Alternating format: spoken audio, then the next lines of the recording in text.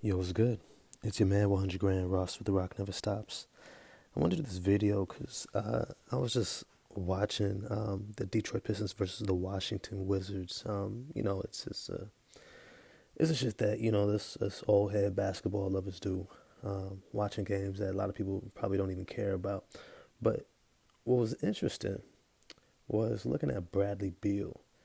I followed his career, since he was in Florida. And he got drafted and went to the Washington Wizards and his whole first half of his career with John Wall and all that stuff. But it was something interesting when I was looking at Bradley Beal that just dawned on me.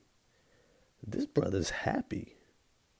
This brother's happy. And I think at first I was kind of like, yo, what is he happy about? Like, he's over here, he's barely, competing to get into the play-in. He don't be making the playoffs. He really ain't made no noise since John Wall left.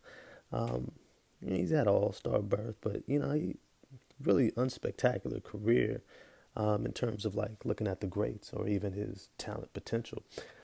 But then something I started thinking about, and I was like, what if, what if being happy is better?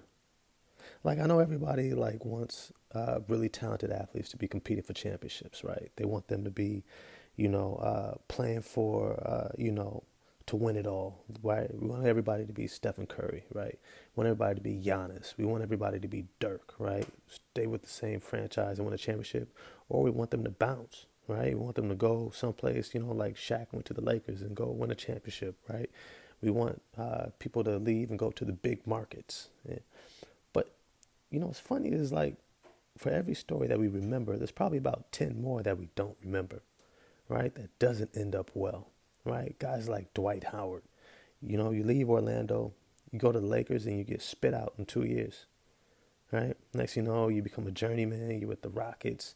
By the time you win your ring, yeah, it was contributing to something, but you never got loved again the way you were.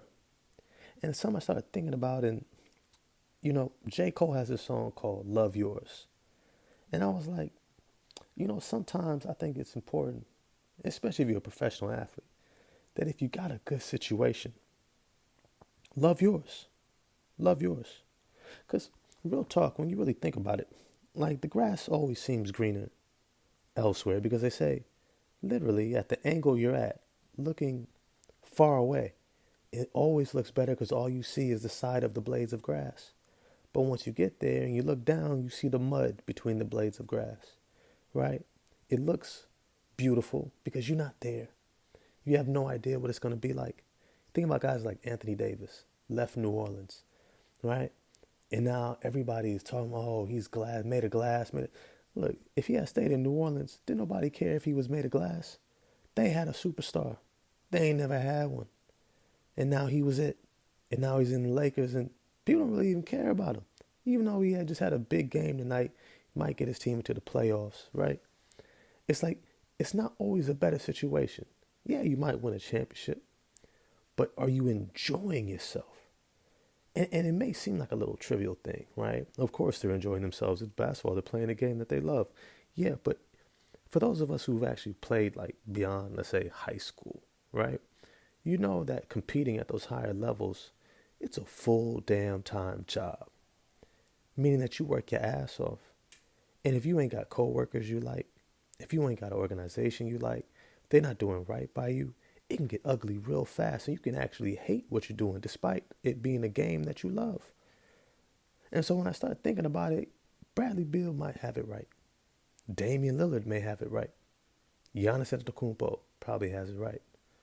And these other guys who come in and recognize that being a professional is not so much about trying to chase after these narratives of being a winner to just in order to be the greatest of all time and all these different things. Really, it's about loving your situation and really finding joy where you at and making the most of it.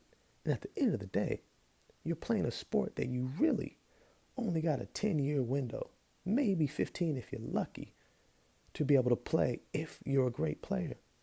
So why would you mess up making your maximum amount throughout that time, knowing that you're going to have to spend the next 40, 50 plus years not being able to make money like that ever again, right?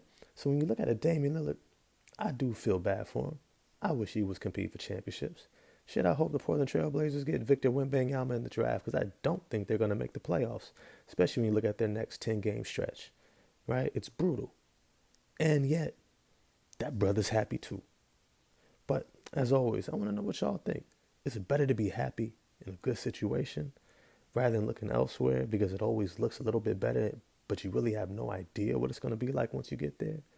I don't know. Holla at me in the comment section, and I'm going to get at y'all next time. Peace.